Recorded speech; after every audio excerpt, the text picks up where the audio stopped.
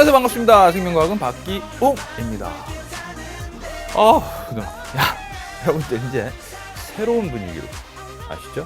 새로운 분위기로 우리 4강부터 달리는 겁니다. 27강 얼마 안 남았습니다. 금방입니다. 자, 과학의 탐구 과정입니다. 지난 수능에도 나왔고요. 나올 가능성이 농후한 단원. 이 과학의 탐구 과정 두 가지가 있습니다. 뭐죠? 우리들의 교재부터 표시해야죠. 자, 우리들의 교재 28페이지입니다. 자, 28페이지. 과학의 탐구 과정이 크게 두 가지 방법이 있어요. 귀납적하고 연역적. 그죠? 네. 그래서 이제 귀납적부터 이제 한번 따져보는데요. 이 귀가 이제 귀가할 때, 이 귀 아니에요. 귀가 돌아올 귀자. 그죠? 귀향, 귀경. 네? 드릴 납작. 그래서 돌아와서 드린다. 그러니까 어떤 현상을 딱 보고 나서 들어와 해서 결론으로 가는 겁니다. 아시겠어요? 그러니까 전부 다 관찰해요. 실험하는 게 아닙니다. 어떤 가설을 설정해서 미리 요럴 거야 라는 가설을 설정해서 그 가설을 검증하는 게 아니에요. 가설 설정도 없고 따라서 가설을 검증하는 단계도 없어요.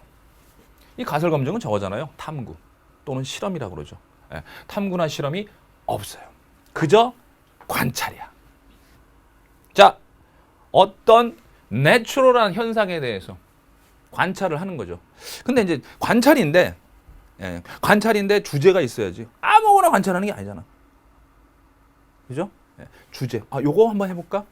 그래서 주제를 선정하죠. 그리고 주제 선정한 다음에 아무런 방법도 없이 그냥 관찰하나? 아니죠. 방법이 있어야죠. 방법을 생각을 하고 그 다음에 관찰을 행하는 거. 그러니까 결과적으로요. 무조건 귀납적은요. 관찰로 시작해서 관찰로 끝나서 그 관찰로 결과가 나오는 겁니다. 관찰에 대한 결과. 그래서 결론에 이르게 되는 겁니다. 이 핀칫에 왜 부리가 이런지 진화인지 아닌지 알아볼까? 네, 가자. 이쪽 섬에 갔더니 이래. 저쪽 섬에 갔더니 이래. 왜 그런가 봤더니 관찰. 씨앗이네. 자, 이런 걸 보면요. 핀칫의 부리 모양. 어떻게?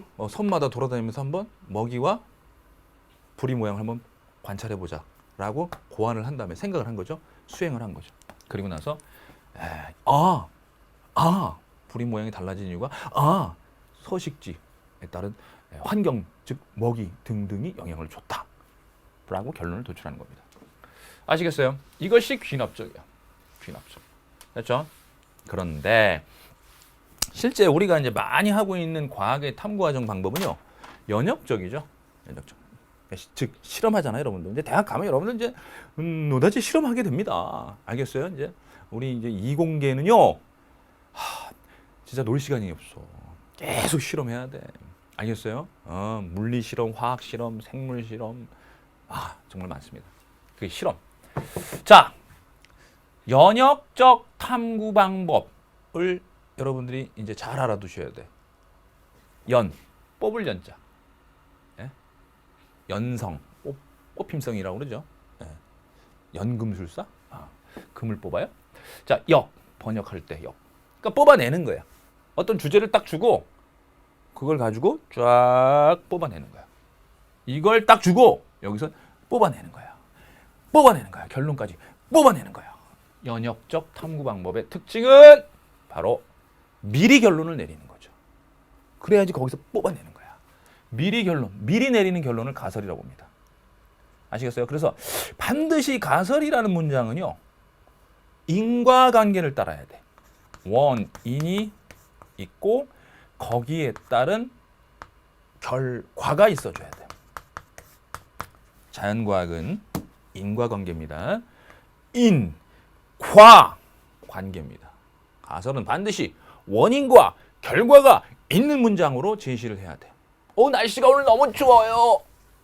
가설 아니야. 알겠어요? 선생님 책 뒤에 보니까 박기웅이 연정보다 잘생겼어요. 그건 가설 아니고 진리야, 진리. 불변의 진리. 자, 그래서 그거 어떻게 실험해 그거? 잘생겼는지 안 생겼는지. 콧물 나오네. 진짜 매운 짬뽕을 먹었더니 콧물 나오네요. 자, 인과 원인과 결과. 그래서 원인은 조작 변인으로, 그 다음에 결과는 종속 변인으로. 그래서 가설에는요, 이 문장, 가설이라는 문장은 인과관계가 반드시 내재되어 있어야 되면서 거기서 조작 변인과 종속 변인을 뽑아낼 수 있어야 돼. 요거 하나 포인트. 오케이. 좋습니다. 포인트 1. 자, 그다음. 자, 연역적 탐구 방법은요. 다시 한번 얘기합니다. 어떤 현상을 관찰을 해가지고요. 아, 왜 그러지? 라는 문제인식을 제기한 다음에 미리 결론을 내려보는 겁니다. 아, 이럴 거야. 뭐 때문에 뭐 할 거야. 라는 결론을 내리면 그것을 검증해야 됩니다. 미리 내리는 잠정적인 결론, 가설을 검증하는 단계가 필요해요. 그게 바로 실험입니다. 탐구 또는 실험을 계획한 다음에 행해야 되죠. 그랬더니 데이터가 나오겠죠. 그 데이터, 자료를 분석을 합니다. 자료를 해석합니다. 그리고 나서 결론에 도출하게 되는 거죠. 자, 결론에 도출했더니 결론이라는 게 가설과 일치해. 가설과 쌤이야. 내가 예상했던 대로야. 그럼 실험 끝. 근데 가설이 달라? 가설과 일치하지가 않아? 그건 어떻게 해? 다시 실험해. 다시 가설 설정하고 다시 하는 거야. 그러니까 이게 실험이 끝나려면은 이거 왜 안 나오지? 실험 결과 안 나오네 또. 얼마나 과학자들은요. 오랜 시간 밤낮으로 연구하는지 몰라요. 그러니까 인내와 끈기가 있어줘야 돼. 그러다가 가설 설정해가지고 실험을 해서 결론이 가설과 딱 맞아 떨어지면은 이제 불일치되면 이제 가설을 다시 설정해서 이제 실험을 하지만 일치가 되면은 그렇지. 무슨 과정이 필요하냐? 일반화라는 과정이 필요해요. 아니야, 실험 하나 딱 했는데 내 가설하고 맞았어. 그리고 나서 이제 다 적용될 거야. 적용되긴 뭘? 아니 다른 데 가서 다른 쪽에서 다른 환경에서 또 실험해 보니까 안 맞아 또. 이쪽에서 또 실험해 봤더니 안 돼. 이쪽에 가서 실험했더니 또 안. 아니 내가 한 실험만 가설 설정해서 결론에 도달해서 결론이 제대로 나왔고 나머지는 다 가설과 다르다는 얘기야. 즉 실험이 결과가 다르다는 얘기야. 그럼 이거 어떻게 해야 돼? 어떻게 해야 돼? 좀 더 많은 일치를 보이는 쪽이 더 우세한 거 아니야. 그러니까 여러분들 이 생명과학은 말입니다. 이 법칙이 좀 적어요. 물리나 수학같이 딱딱 모든 부분에 적용돼서 예외가 거의 없는, 그걸 이제 법칙이라고 하죠. 그러니까 일반화가 돼서 이제 일반적으로 다 적용된다. 일반화해서 이제 법칙이 되는 건데 생명과학은 예외 같은 게 있잖아요. 예외, 그렇죠? 그래서 보통은 이제 학설, 가설 이런 표현들을 좀 쓰는 편입니다. 알겠죠? 여튼 예외가 없다. 법칙. 예외가 좀 있을 수 있다. 가설, 설, 그죠?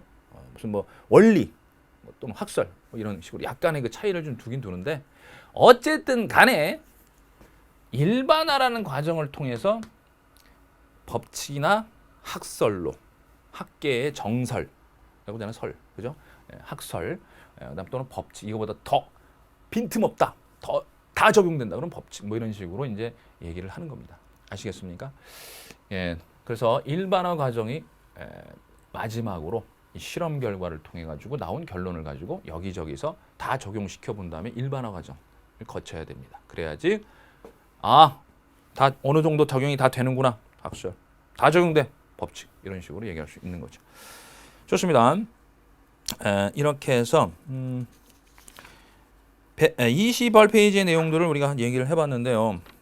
그 얘가 지금 29페이지에 나오고 있습니다. 29페이지에 실제 이 과정 있죠. 연역적 탐구 과정에 대한 예가 나오고 있어요. 좀 전에 여러분들 귀납적 탐구 과정을 얘기했는데요.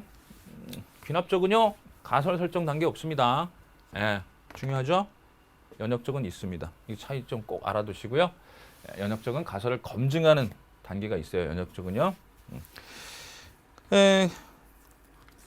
이 생명과학의 탐구 과정 29페이지에 이제 그 더슨이 형의 이제 실험이 나오고 있습니다.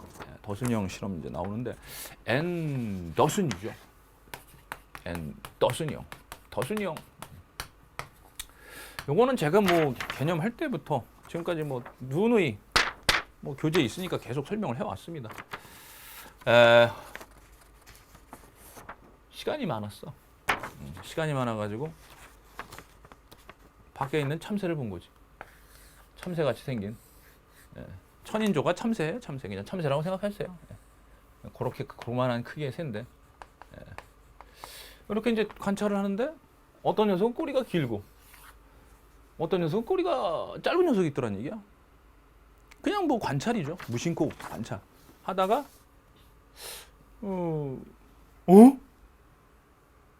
재밌는 걸 봤네. 꼬리가 긴 녀석들은 뭐가 있더란 얘기야. 그래서 유심히 야 저거 재밌는데? 그렇죠. 꼬리가 짧은 녀석은 암컷이고 꼬리가 긴 게 수컷이었단 얘기야. 그러니까 이제 새들은 그런 거 없겠지. 참 어쨌든 간에 자 그래가지고 왜 수컷이 길까? 왜 수컷이 길까? 문제인식을 한 거지. 왜 그럴까? 그래서 실험을 해볼까? 근데 실험하기 전에 어떻게 해줘야 돼? 가설을 설정하는 거지. 좋아. 아무래도 새들이 암수가 합체 이동이 하기 위해서는 그치 이 수컷들에게 암컷이 좀 호의적이어야 돼. 수컷이 다가가는데 암컷이 싫어 저리 가라 말이야 이러면은 수컷 입장에선 굉장한 좌절감, 상실감 이런 게 있어. 그래서 수컷들은 이제 막, 야 이거 봐 이거 근육 어때 괜찮지 이런 식으로 이제 막 유혹을 하려고 하는 게 아닐까. 근데 꼬리로 하는 거야 얘네들은 뭐 여기 근육이 다리에 근육이 없으니까 꼬리로 하는 거야. 그래서 꼬리 길이가 길면 암컷이 좀 호의적으로 선택을 하지 않을까. 좋습니다. 꼬리 길이가 길면 수컷의 꼬리가 길이가 길면 암컷이 좋아할 것이다. 암컷이 선택할 것이다. 선호할 것이다. 라는 가설을 설정했습니다. 자 그렇다면 이 가설에서 이게 뭐예요? 원인 꼬리 길이 때문에 암컷이 선택한다. 결과 원인 결과 인과. 그럼 이건 뭐야? 조작 변이. 조작 변이라는 건 무엇이냐? 이건 결과니까 종속 변이. 종속 변이라는 것은 무엇이냐? 자 조작 변이 종속 변이 살짝 나왔으니까 여러분들 나왔으니까 좀 살펴보고 갈까요? 살짝만 살펴보고 갈까요? 그래. 살짝만 살펴보고 가죠.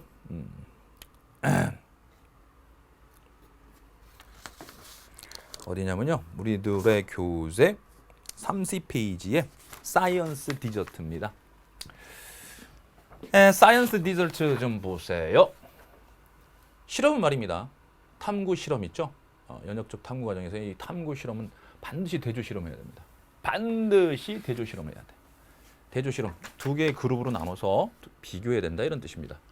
두 개의 그룹이 있는데요. 자 비교 대상인 그룹이 대조군이에요.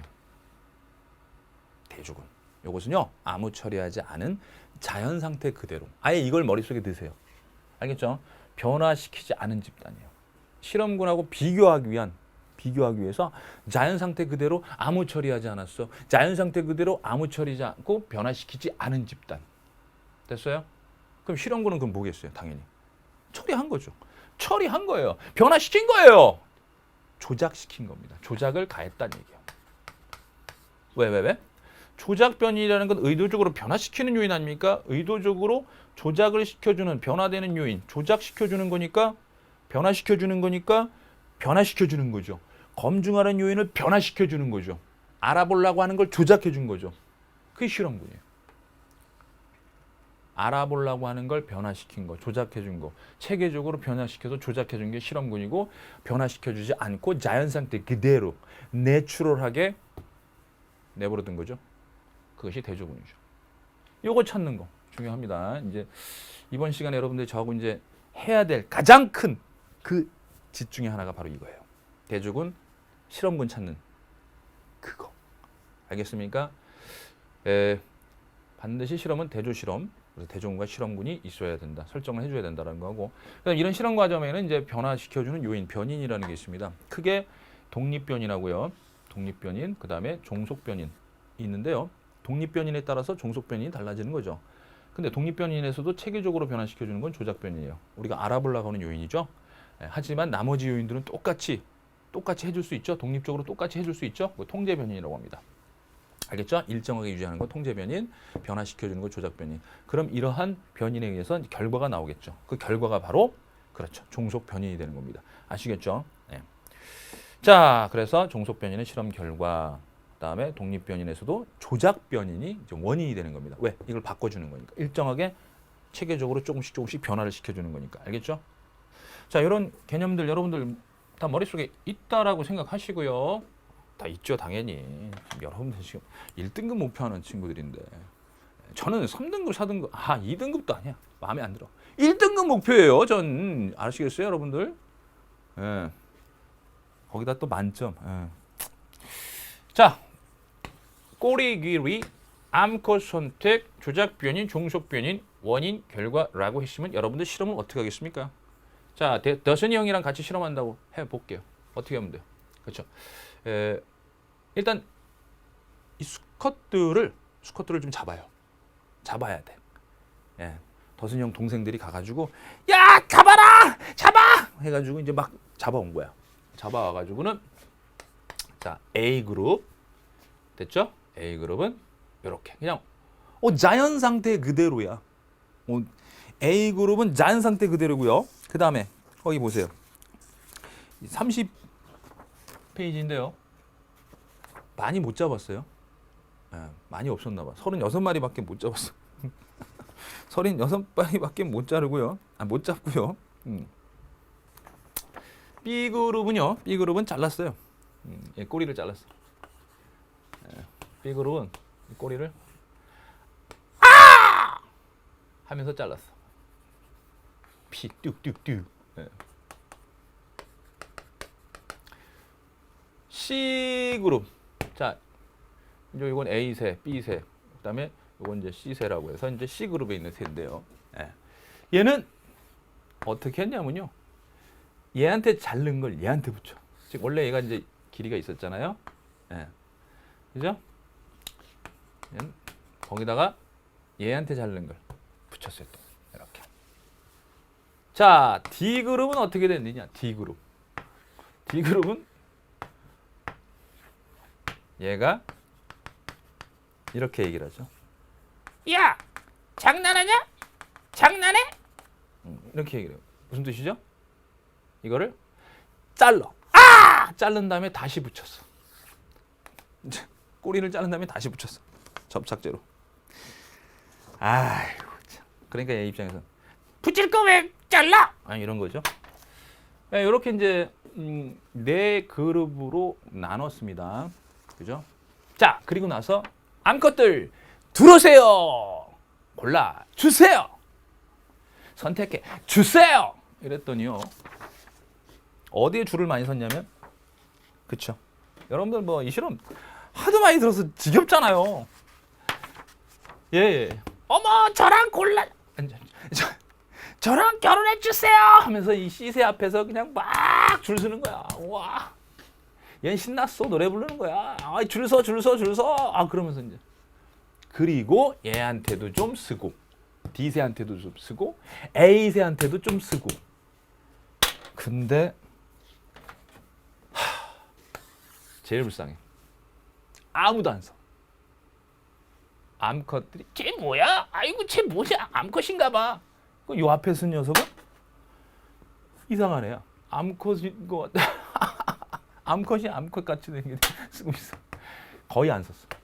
자, 여러분들 이 실험 결과를 어떻게 여러분들 해석하셔야 됩니까? 그리고 결론은 어떻게 도출하면 되죠? 그렇죠? 데이터입니다. 이거 데이터. 그죠? C에 가장 많은 암컷들이 선택을 했습니다. C를 선택했습니다. 그럼 결론 거기 보시면 30페이지에 결론 도출이 나옵니다. 어때요? 앤더슨은 실험 결과로 암컷 천인조들이 꼬리가 긴 수컷 배우자를 선택한다는 것을 알게 되었습니다. 됐습니까? 여기까지? 자, 여기까지가 이제 결론 도출이고. 그럼 여기서 이제 이거 하나 가지고 일반화가 되는 게 아니야. 알죠? 다른 새들에도 적용이 되는지 한번 실험을 또 해봤더니 반복했더니 똑같은 결과가 나왔어. 아, 그러면 이때 우리는 일반화 과정을 거쳐서 그렇지 학설로 인정할 수 있게 된다 이런 얘기입니다. 완전히 퍼펙트해지면 이제 그때는 박기용 법칙, 죄송합니다. 앤더슨 법칙 뭐 이렇게 이제 나오게 되는 거죠. 자, 이렇게 해서 그 유명한 우리 앤더슨의 천인조 실험을 얘기를 했고요. 자, 이제 이걸 이제 깔끔하게 한번 정리를 살짝 좀 해볼까요? 네, 해보겠습니다. 뭔 얘기냐면요. ABCD에서 누가 대조군이고 누가 실험군일까? 누가 대조군이고 누가 실험군일까? 여러분들 자연 상태 그대로는 누구죠? A죠. 그렇죠? 이게 비교 대상입니다. 자연 상태 그대로. 됐죠? 아무 조작을 가하지 않았습니다. 아무 변화시켜주지 않았어요. 이게 대조군이고요. 나머지는 변화를 시켜준 겁니다. 나머지는 변화를 시켜줬어요. 알겠습니까? 그러니까 어떤 변화냐면 얘는 꼬리가 짧아졌고요. 얘는 꼬리가 길어졌고요. 얘는 꼬리를 붙인 흔적이 있습니다. 아시겠어요? 야, 얘네 얘 수술했나 봐. 얘 플라스틱 서들이, 야, 절로 가자. 이렇게 하는 게 아니라 얘네들은 여기 줄순애가 비슷하다는 얘기는 A와 D가 비슷하게 줄 섰다는 얘기는 얘네들은 이 붙인 흔적이고 뭐고 필요 없어. 어디다 갖다 붙이고 뭐 이렇게 필요 없어. 그냥 꼬리 길이만 가지고 선택을 한 거다라는 걸 알 수 있죠. 됐습니까? 자, 조작 변이는 뭐라고요? 꼬리 길이. 됐습니까? 암컷의 선택 여부가 결과, 종속 변이. 됐습니까? 됐죠? 그리고 이제 대조군, 실험군 제가 찾아냈습니다. 이게 A가 대조군이에요.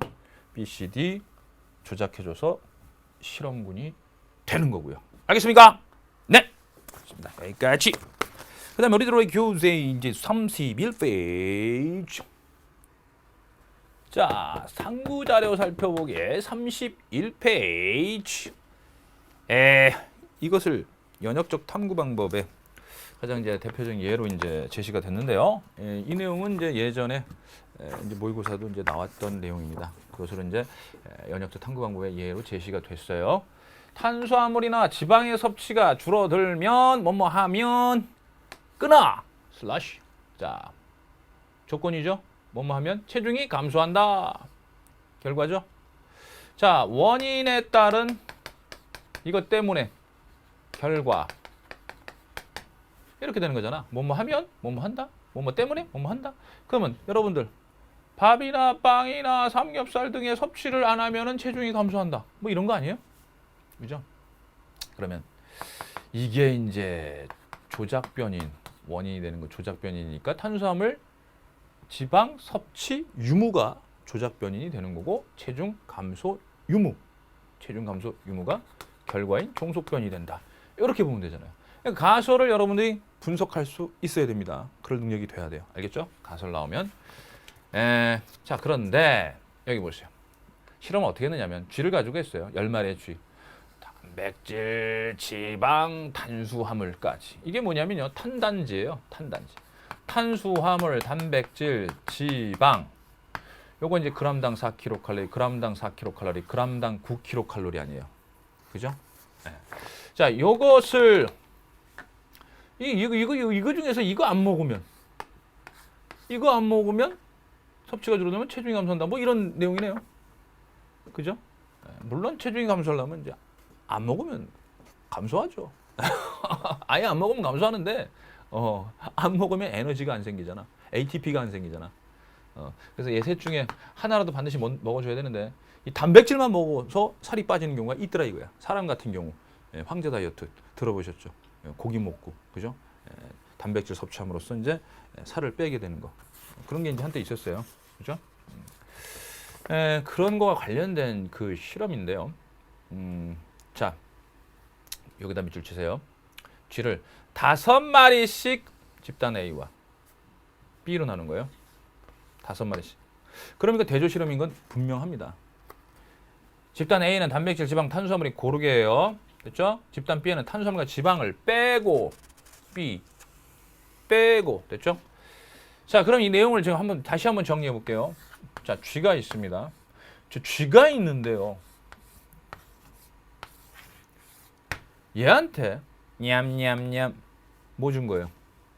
처음에 10마리의 쥐에게 단백질도 주고 지방도 주고 그 다음에 14C를 포함한 방사성 동위원소죠. 포함한 탄수화물이니까 포도당이라고 칠게요. C6H12O6 됐어요? 자, 이걸 이제 섭취한 거야. 단백질, 지방, 탄수화물. 그랬더니 어머러머러머러머러 냠냠냠냠냠 짭짭짭짭짭짭짭. 그리고 나서 이제 먹은 것들을 여기에 이제 살로 토실토실 이제 살이 오르겠죠. 토실토실 살이 오르는데 당연히 뭐 지방도 저장이 되겠고요. 탄수화물 같은 경우도 이제 저장이 되겠죠. 탄수화물도 저장이 됩니다. 아시겠죠? 뭘로요? 많이 먹으면 지방으로 저장돼요. 여러분들 그 밥 많이 먹고 막 이러면은 빵이나 밥 많이 먹어도 고지혈증 생겨요. 포도당 많이 탄수화물 많이 먹으면 지방으로 전환돼서 저장되는 거거든요. 자, 그래서 얘가요. 여기 14C를 포함하는 그러니까 탄수화물 됐어요? 저장된 거. 포도당이 들어가서 글리코젠으로 저장되는 거 있죠? 글리코젠으로 또는 지방으로 전환돼서 저장될 수 있으니까 이런 식으로 저장이 될 수 있단 말이에요. 그죠? 14C를 포함하는 이런 저장성 영양 물질들이 있다. 됐죠? 자, 여기까지인데 이 쥐들을 이렇게 먹였던 쥐들을 A와 B로 나눈 거야. 자, 그렇다면 가만히 있어봐라. A는 그냥 3대 영양소 다 준 거야. 탄단지. 그런데 B는 뭘 줬대? 탄수화물과 지방을 뺐대. 아, 요거 조작해줬네. 요거 조작해줬네. 탄수화물이나 지방의 섭취가 줄어들면 뺐더니 어떻게 될까 알아보는 거니까 이거 조작해줬네. 이거 조작해줬네. 이거 실험군이야. 이거 실험. 됐죠? 이 실험군과 비교하는 자, 조작해주지 않은 거 골고루 영양소 준 거죠. 대조군. 됐습니까? 네. 자, 그러면 어떻게 되냐면요. 대조군 같은 경우는 탄수화물, 단백질, 지방을 고르게 주는 거니까 그냥 이 영양소들을 다 먹는 거 가지고 에너지원을 쓰는데요. 근데 B와 같은 경우는 탄수화물도 안 주고 자, B와 같은 경우는요. B와 같은 경우에 얘가 B예요. 단백질만 줬어요. 그러면 여러분들 아시다시피 우리 몸에서 우리 세포는 제일 많이 있는 게 물, 그 다음에 단, 그 다음 Z, 무, 핵, 탄. 물단지, 무핵탄. I say 물단지, you say 무핵탄. 물단지, 무핵탄. 안 하시는 분들 있네 아직도. I say 기용이, you say 오빠. 기용이, 오빠. 기용이, 오빠. 네, 좋습니다.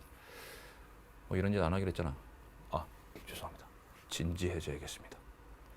단백질만 먹었다. 그러면 당연히 단백질은 우리 몸을 구성합니다. 에? 세포를 구성하는 가장 주된 물질이기 때문에 에너지원으로 쓰이는 것보다 구성, 이게 중요해요. 더. 에너지는요. 탄수화물과 지방이죠. 에너지원으로 쓰이는 거. 즉 단백질 막 섭취하죠. 여러분들 고기 먹고 살 빼는 분들, 황제 다이어트 하시는 분들 단백질 많이 섭취하니까 몸에 있던 요게 태워진다는 얘기예요. 몸에 저장돼 있던 요 탄수화물, 글리코젠, 그다음에 지방, 14C로 포함되어 있는 것들이 태워지면서 세포에서 세포 호흡을 하잖아요. 세포 미토콘드리아에서 미토콘드리아에서 세포 호흡을 하니까 14CO2가 발생하는 거예요. 아시겠습니까? 얘가 어차피 저거잖아요. 14C를 포함하는 C6H12O6 또는 이걸 포함하는 뭐 지방, 그러니까 이걸 포함하는 글리코젠이라든가 지방 그런 걸로 저장이 돼 있을 테니까 이게 이제 에너지원으로 쓰이게 되니까 단백질보다 얘가 에너지원으로 쓰이니까 요게 많이 나오잖아요. 14CO2. 그죠? 14CO2. 됐습니까? 그럼 어때요? 결과를 한번 볼까요? 여러분들 놀라지 말아 주십시오. 내 결과가 맞았어요. 어떻습니까? 집단 B는 단백질만 먹였어요. 탄수화물, 지방을 뺐어요. 그랬더니 14CO2가 많이 나와요. 그럼 몸에 저장돼 있던 탄수화물 지방이 많이 분해됐다. 이렇게 볼 수 있겠죠? 체중이 감소했어요. 됐습니까? 네. 그리고 요거를 이렇게 지워서도 낼 수 있어요. 요거 안 주고, 요걸 안 주고도 낼 수 있고, 대조군이 누구냐, 실험군이 누구냐 이렇게 물어볼 수 있어요. 명확하게 써놓으세요. 거기다 빨리. 이거 써놓으시라고 이거. 그래서 A는 그냥 체중이 그대로 유지가 되는 거고요. B는요 14CO2가 많이 방출돼요. 14CO2. 미토콘드리아에서 이제 세포호흡을 통해서 탄수화물 지방이 많이 소모가 됐다는 얘기입니다. B가. 알겠어요? B가. 탄수화물 지방을 많이 소모했다. 뭐 이렇게 보겠죠. 그리고 하나 더. 물론 이제 A 같은 경우도 탄수화물 지방을 이제 소모합니다. 뭔 말씀인지 아시죠? 근데 제가 말씀드리고자 하는 건 A는 섭취하는 걸 주로 이제 에너지용을 사용했다 그러면 A는 탄수화물, 단백질, 지방을 다 먹으니까 섭취한 걸 사용했다 그러면 B는 저장돼 있는 걸 사용했다 이런 뜻이에요. 알겠어요? 뭔 말씀인지 아시죠? 14CO2가 많이 나왔다는 얘기는 저장된 탄수화물, 지방을 많이 이용했다. 그렇게 알아두시면 되겠어요. A보다는 B가 저장된 탄수화물, 지방을 많이 이용했기 때문에 체중이 감소된 것이다. 알겠죠? 그래서 이렇게도 바꿀 수 있어요. 자, 실험을 조금씩 변형시키면서 과연 A 집단엔 무엇을 주고 B 집단엔 무엇을 주었을까? 이렇게 나올 수 있죠. 아, 그럼 B 집단은 탄수화물과 지방을 안 주고 단백질을 줬구나. 단백질을 줬구나. 이렇게 찾을 수도 있는 겁니다. 항상 자꾸 이렇게 빈 공간을 만들어서 채우려고 하세요. 아, 이 문제가 변형되면 이렇게 나올 수 있겠고 또 이렇게 나올 수 있겠구나. 이해가셨어요? 또 하나 또 추가되는 거. 이 A하고 B 중에서 어떤 게 좀 더 요소 오줌에 얘가 이제 오줌을 쌀 거 아니에요. 오줌을 찌찌찌찌 싸면은 과연 어떤 게 요소와 같은 그런 질소 노폐물이 많이 포함되어 있을까? 그러면은 당연히 아무래도 B겠죠. 아무래도 B죠. 왜? 단백질 섭취하니까 다른 영양소는 없이 그냥 단백질 섭취하니까 단백질 분해산물이 아무래도 B에 많을 수밖에 없지 않겠습니까? 이해 가셔요? 얘는 탄수화물, 단백질, 지방이니까 탄수화물, 지방을 주로 많이 분해할 테니까 뭐 단백질도 분해하긴 하겠지만 어쨌든 질소 노폐물의 양이 뭐 적을 테고 얘는 단백질 주니까 이거 분해하겠지만 어쨌든 먹는 것도 단백질뿐이니까 단백질도 여기보단 많이 분해되겠죠. 그렇죠? 네. 그래서 고기를 많이 먹으면 여러분들이 고기를 많이 먹으면 그죠? 몸에서 이제 많은 암모니아 요소들이 많이 생겨요. 그래서 육식동물들 있잖아. 이거 고기잖아, 고기. 고기를 많이 먹는 육식동물들 몸에서는 그런 냄새가 많이 나. 아시겠죠? 여하튼 이런 것들 질소 노폐물까지 물어볼 수가 있습니다. 자, 그다음 내용 들어갈게요. 이제 기출문제 다시 보기. 31페이지 기출문제 다시 보기입니다. 과학자가 폐렴에 걸린 생쥐에서 세균 A를 발견했다. 아니, 폐렴에 걸린 생쥐에서 세균 A를 발견했다. 아니, 이거를 증명한 거래요. 세균 A가 폐렴을 일으킨다는 사실을 증명하기 위해. 이런 뻔한 걸 증명해야 됩니까? 만약 이렇게 묻는다면 내 몸에 있는 세균 빼봐. A가 나왔는데 얘가 일으킨 거야? 아닐 수도 있지. 다른 원인일 수도 있잖아. 바이러스나 뭐 아니면 뭐 그냥 알레르기? 그냥 연기? 연기야. 연기가 제대로 됐습니까, 감독님? 어색하대네.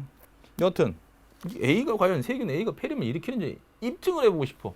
그래서 실험하는 겁니다. 폐렴에 걸린 생쥐에서 세균 A를 분리해서 배양한다.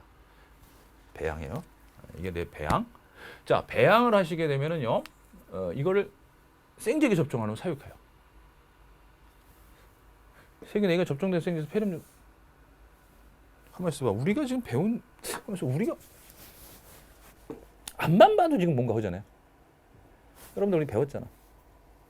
뭘까? 그쵸.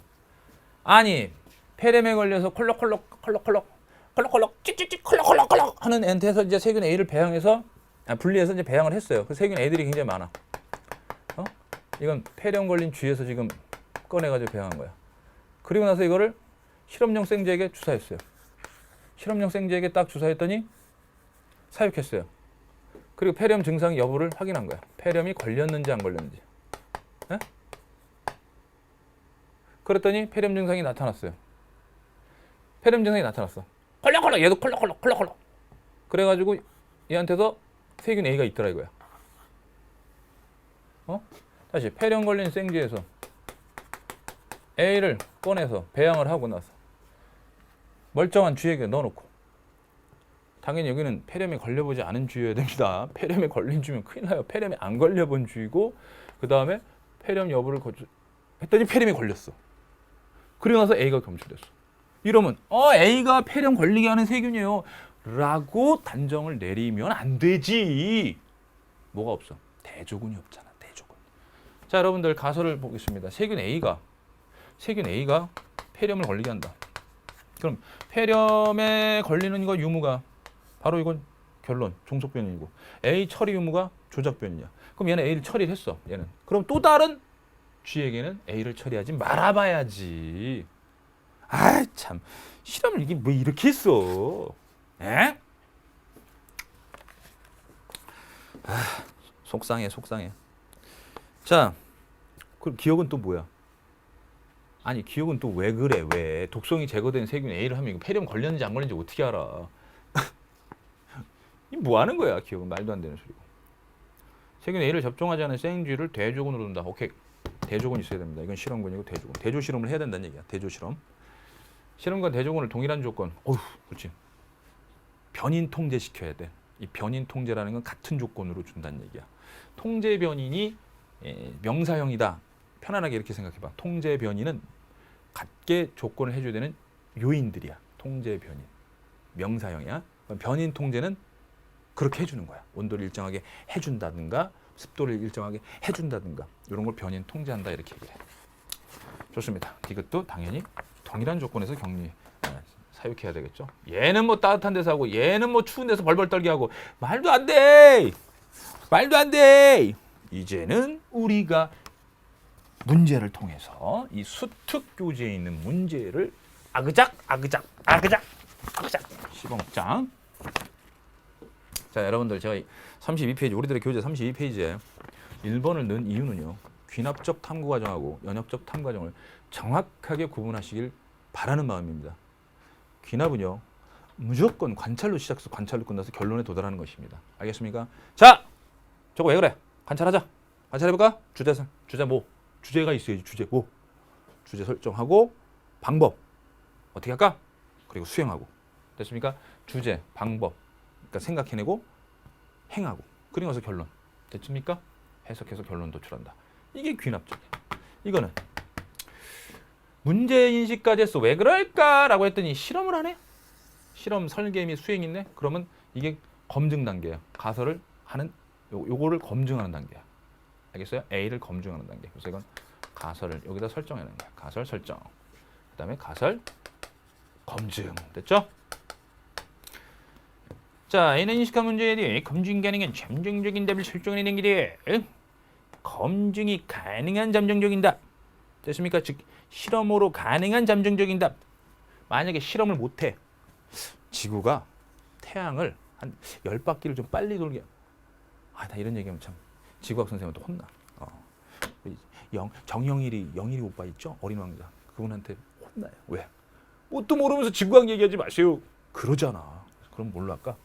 여하튼 아니 실험이 안 되는 게 있잖아. 분명히 이 지구 전체 이 지구 우주 아니면 진화 과정 이런 식으로 시간이 많이 걸린 거. 이건 실험이 안 되잖아. 근데 실험이 되는 걸 가설로 설정해야지. 예? 알겠습니까? 무슨 말씀인지 아시죠? 아까 이제 뭐 누가 잘생긴 거 그것도 실험 안 돼. 어쨌든 정확하게 아셔야 됩니다. 알겠습니까?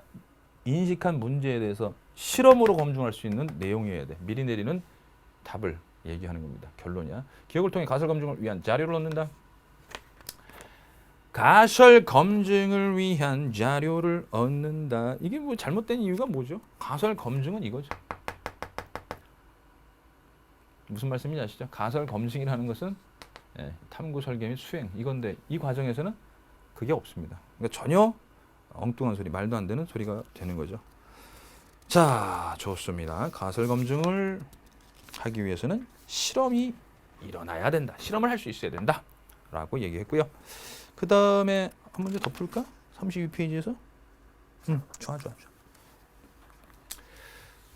2번 하나 더 풀게요. 왜냐? 제가 여기다가 꼬리만 남았네. 여러분들 저 2번 들어가는데요. 지금 2번만 들으려고 들어온 친구들 분명히 있어요. 수특이 매년 그래. 그러지 마세요. 짧어. 2번 강. 이게 뭔지 아세요? 그 꼬리의 흔적이야. 감독님도 아셔서 흐뭇한 미소를 지으시네. 여하튼 내용 들어주세요. 천인조. 그러면 지금 이 문제가 상당히 쉬워집니다. 자, 기업. 연역적 탐구 방법입니다. 그죠? 가설 설정해가지고요. 제가 아까 말씀드렸어요. 꼬리가 길수록 암컷이 선택할 것이다. 연역적이죠. 그래서 가설 설정한 다음에 실험한 겁니다. 그 다음에 자연 상태 그대로 A가 대조군이죠. A가 대조군. 됐습니까? D의 결과는 C의 높은 선택 비율의 원인이 요거 C의 높은 선택 비율의 원인이 꼬리의 길이이고 붙인 흔적이 아님을 보여준다. 이거 보세요.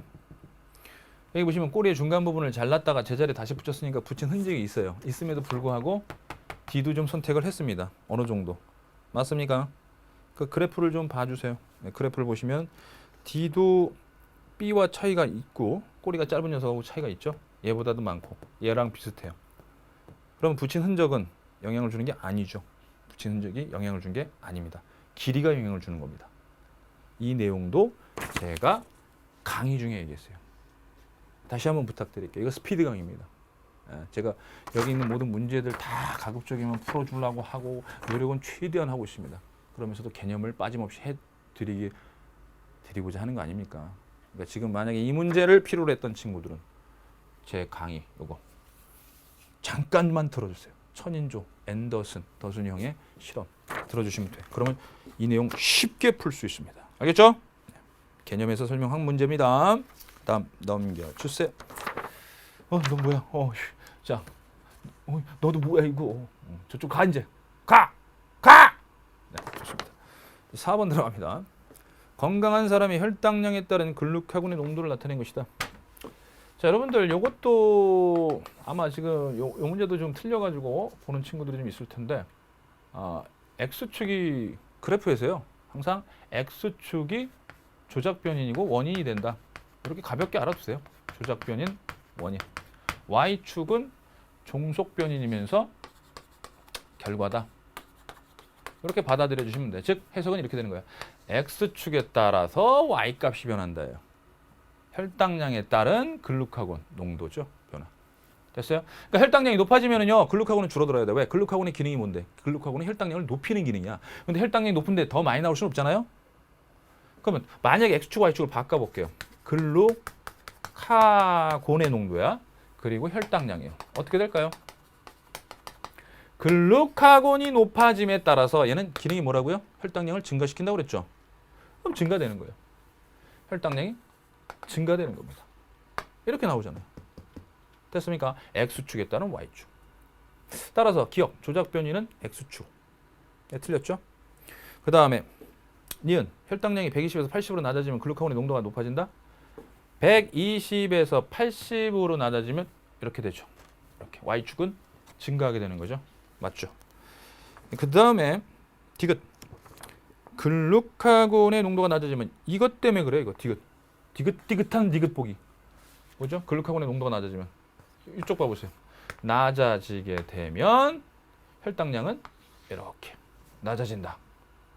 이 자료로 해석하면 이건 당연히 틀리게 된 거잖아요. 뭔 말씀인지 아시죠? 그리고 이 자료로는 X축에 따른 Y축의 변화입니다. 인과, 원인과 결과. 됐습니까? 이걸 바꾸면 이게 원인, 결과, 인과가 되니까 당연히 디귿은 틀리게 되는 겁니다. 그 다음 5번 들어갑니다. 영희가 수행한 탐구과정의 일부다. 무의 윗부분이 녹색인 이유가 뭘까? 아니, 이런 걸 뭐하러 관심 가져? 죄송합니다. 속갯말입니다. 속말. 당연히 가져야지. 자연과학인 이과생인데. 무의 윗부분이 녹색을 띠는 것은 햇빛에 노출되었기 때문이라는 가설을 세웠다. 밑줄 쫙. 윗부분이 녹색을 띠는 것은 햇빛에 노출되었기 때문이다. 그치?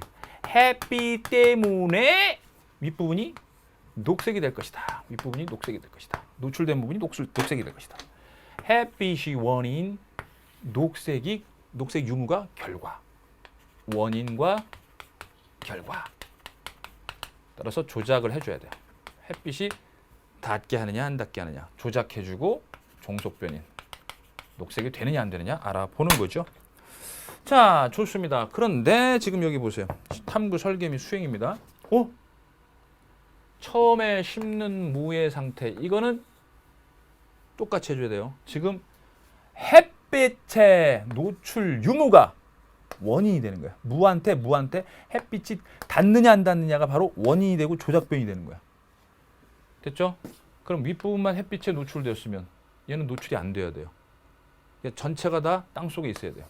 자, 이게 땅이 있으면 이렇게 무가 전부 다 땅 속에 있어야 되는 게 A가 된다는 얘기예요. B는요. B는 이렇게 윗부분이 이렇게 노출이 돼야 돼요. 오케이? 윗부분만 노출시켰어. 그리고 가는 전체 다 집어넣어줘야 돼. 전체가 흰색이면 얘도 전체가 흰색인 걸로 해야 돼. 아, 이건 통제변이에요. 아, 만약에 윗부분이 녹색인 걸로 하고 얘는 전체가 흰색이고 얘는 녹색인 거 하면 이게 무슨 실험이야? 무슨 실험? 실험이 무슨 실험이야 이게. 하얀 걸로 하되 둘 다 하얀 걸로 하되 하나는 땅 속에 하나는 약간 위에. 그래서 전체가 다 햇빛에 노출 안 되게 하는 게 이게 바로 대조군이에요. 전체가 다 햇빛에 노출 안 되게 하는 A가 대조군이 되고 이거는 햇빛에 노출시켜줬어요. 햇빛에 노출시켜서 조작을 가해줬어요. 실험군이 되는 거예요. 그랬더니 얘가 녹색으로 변하더라라는 결론에 도달하게 될 거예요. 아시겠어요? 그러면 이제 가설이 결론하고 일치하게 되는 거죠. 알겠습니까? 네. 그래서 A가 대조군, B가 실험군. 그럼 당연히 뭐 답 찾는 건 쉽습니다. 뭐 당연히 5번이 되는 건 뭐 기본적인 사실이죠. 통제변이 돼야 되니까요. 그 다음에 6번은요. 여러분들 고추에 많이 나타나는 탄저병의 원인이 미생물 X임을 입증하기 위한 거야. 밑줄 쫙. 고추에 많이 나타나는 탄저병의 원인이 미생물 X임. 자, 여러분들 이제 고추를 봤어. 고추. 자, 고추에 막 탄저병이 막 번졌어. 그래서 여기서 뭐가 X가 있어. X가 있어. X. 그래가지고 얘가 이거 탄저병 일으키는 걸까? 입증하고 싶어. 그래서 얘를 순수 배양을 해. 배양. 자, 그럼 이거 배양된다는 얘기는 영양배제에서 배양된다는 얘기는 이건 일단 바이러스는 아니야. 바이러스는 아니고 이건 뭐 세균 같은 생물일 수 있겠구나. 아시겠어요? 여기서 이제 통합적으로 제가 얘기를 하는 겁니다. 이렇게 영양배제에서 배양할 수 있는 건 바이러스는 아닙니다. 일단 자, 이렇게 순수 배양시켜 동일한 미생물 X를 충분히 얻었어. 여기서 이제 나타나는 생명현상의 특성은 뭐야? 생식이죠. 생식. 증식, 번식, 생식. 됐습니까? 그 다음에 10그루의 건강한 고추를 준비해서 자, 고추를 10그루를 준비해서 5그루 이렇게 해서 여기는 미생물 X를 미쳤어. 미생물 X를 묻혔고 여기는 미생물 X를 안 묻혔어. 여기는 안 묻혔어. 그랬더니 여기는 모두 다 탄저병에 걸렸어. 얘는 탄저병에 안 걸렸어. 건강해. 그럼 미생물 X가 탄저병 일으키는 거네 라고 결론 내리기에는 약간 좀 뭔가 모자라. 왜? 만약에 이 탄저병 걸린 고추를 봤더니 이 고추에서 X가 없어. 멘붕이야. 가만있어 봐. 아니, 탄저병 걸린 고추에서 X를 해가지고 배양해가지고 여기다 묻혔거든. 미생물 X를 묻혔는데 당연히 탄저병이 걸려서 여기 X가 있을 줄 알았더니 X가 없어. 그럼 도대체 이 탄저병의 원인은 뭐냐 말이야. 이렇게 되는 거야. 그렇기 때문에 마지막에 여기서 과연 탄저병에 걸린 이 고추에서 X가 있느냐 없느냐 찾아줘야 될 거야. 잠시 제가 흥분했습니다.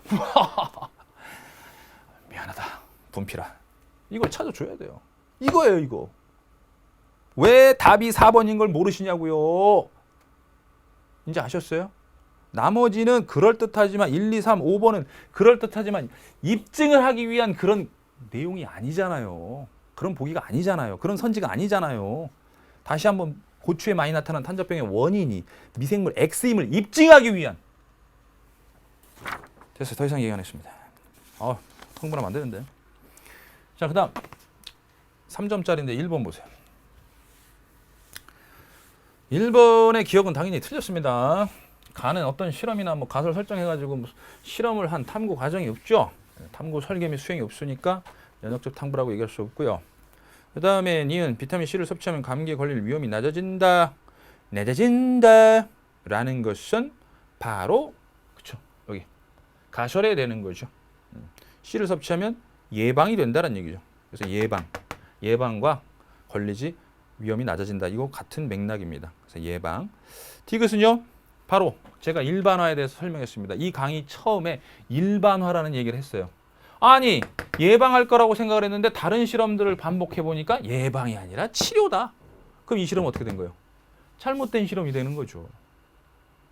처음에 야 실험 성공했다 이렇게 얘기했지만 그렇죠. 여러 번 반복 거쳐가지고 일반화 과정을 거쳐야지 정설이 되는 겁니다. 학설이 되는 거예요. 알겠습니까? 그래서 그러니까 만약에 다가 없었어.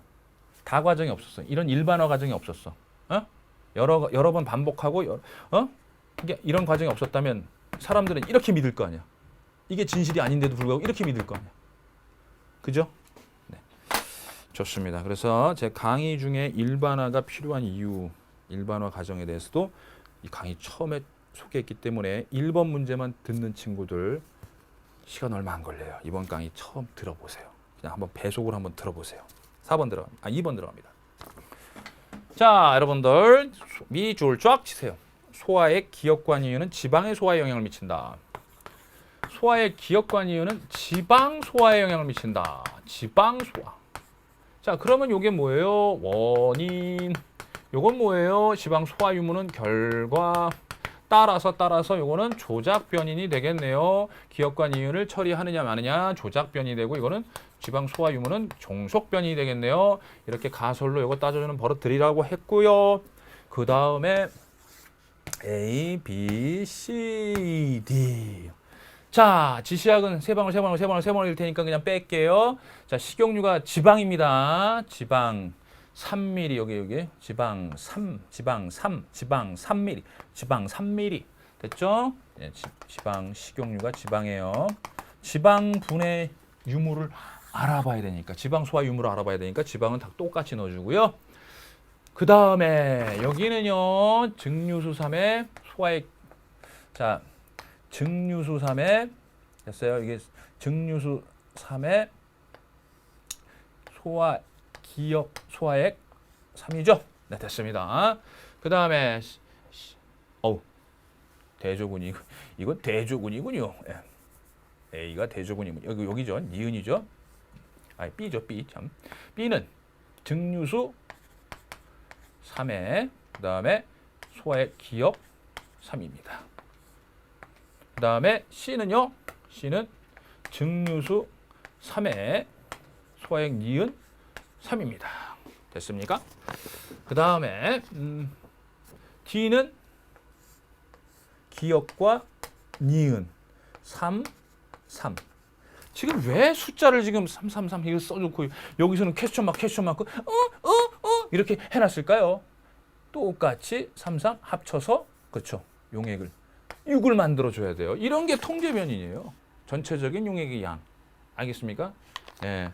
그래서 이렇게 이제 똑같은 조건으로 만들어주기 위해서 여기다가 넣어줘야 되는 건 뭐냐면 대조군이니까 아무 처리하지 말아야 되니까 기억과 니은 처리 유무가 바로 조작 변인이죠. 그게 실험군이 되는 거죠. 기억과 니은 이렇게 첨가한 게 실험군이 되는 거죠. 그럼 처리 안 하면 대조군이 되는 거니까 여기는 그냥 증류수만 6mm가 돼야 돼요. 알겠어요? 증류수만 6mm가 돼야 돼요. 자, 그러면 이렇게 되는 거죠. 지금 지시약은 다 세 방울 넣어놓은 겁니다. 됐죠? A에 첨가하는 증류수 양은 6mm다. 그렇죠? 전체적인 용액의 양. 됐습니까? 용액의 양이 이제 9mm. 첨가한 것만 6mm 이렇게 똑같이 해주기 위해서 6mm가 되는 거고요. 이 실험의 조작 변인이 시약의 생이 변하는 데 걸리는 시간이다. 조작 변인은 기억과 니은 소화액 처리 유무고요. 그 다음에 종속 변인이 즉 결과가 지방 소화 유무, 즉 지시약 색깔 변화 걸리는데 시간입니다. 알겠죠? 이건 시약의 색이 변하는 데 걸리는 시간이 바로 소화되는 데 걸리는 시간이니까 종속변이 되는 거예요. 디귿 B와 C를 비교하면 소화의 기억이 지방의 소화에 미치는 영향을 알 수 있다. 기억이 우리 형인데 기억. 자, 요거 미치는 영향 알아보려면 기억을 첨가한 것과 기억을 첨가하지 않은 것. 자, 기억이 식용유 분해할까? 그럼 없을 땐 기억이 없을 땐 어떻게 될까? 해서 A랑 비교해야 돼요. B하고 A랑 비교해야 되고요. 니은의 작용을 알아보기 위해선 A와 C를 비교하면 되겠고요. 자, 요런 유무는 요런 실험은요. 이렇게도 나타날 수 있습니다. 예를 들어 볼게요. 기억이 쓸개즙, 니은이 라이페이스.